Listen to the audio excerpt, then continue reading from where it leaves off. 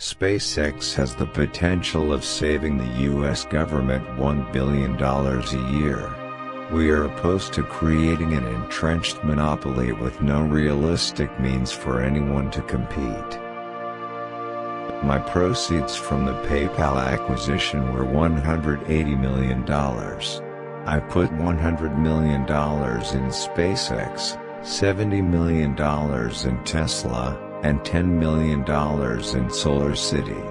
I had to borrow money for rent.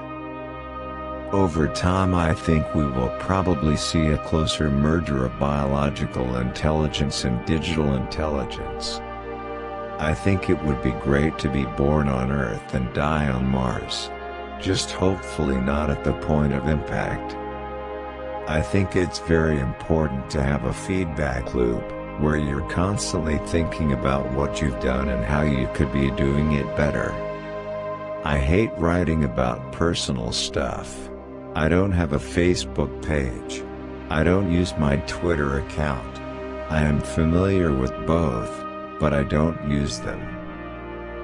The value of beauty and inspiration is very much underrated, no question. But I want to be clear, I'm not trying to be anyone's savior. I'm just trying to think about the future and not be sad. From an evolutionary standpoint, human consciousness has not been around very long.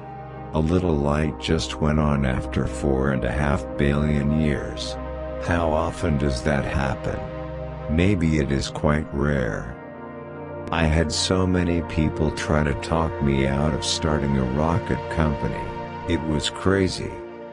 I think long-term you can see Tesla establishing factories in Europe, in other parts of the US and in Asia. If we're going to have any chance of sending stuff to other star systems, we need to be laser-focused on becoming a multi-planet civilization.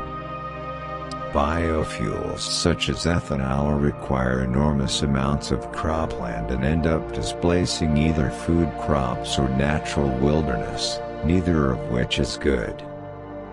Mars is the only place in the solar system where it's possible for life to become multi-planetarian. The path to the CEO's office should not be through the CFO's office, and it should not be through the marketing department. It needs to be through engineering and design. Some people don't like change, but you need to embrace change if the alternative is disaster. I'm reasonably optimistic about the future, especially the future of the United States, for the century, at least. I think Tesla will most likely develop its own autopilot system for the car, as I think it should be camera-based, not LiDAR-based. However, it is also possible that we do something jointly with Google. I tend to approach things from a physics framework, and physics teaches you to reason from first principles rather than by analogy. It is theoretically possible to warp space-time itself, so you're not actually moving faster than the speed of light, but it's actually space that's moving. There's nothing. I've bought everything I want. I don't like yachts or anything, you know. I'm not a yacht person, and I've got pretty much the nicest plane I'd want to have. Stationary storage will be as big as the car business long term. The growth rate will probably be several times what it is for the car business. There's a silly notion that failure's not an option at NASA. Failure is an option here. If things are not failing, you are not innovating enough. I'm trying to construct a world that maximizes the probability that SpaceX continues its mission without me. If you look at our current technology level, something strange has to happen to civilizations, and I mean strange in a bad way.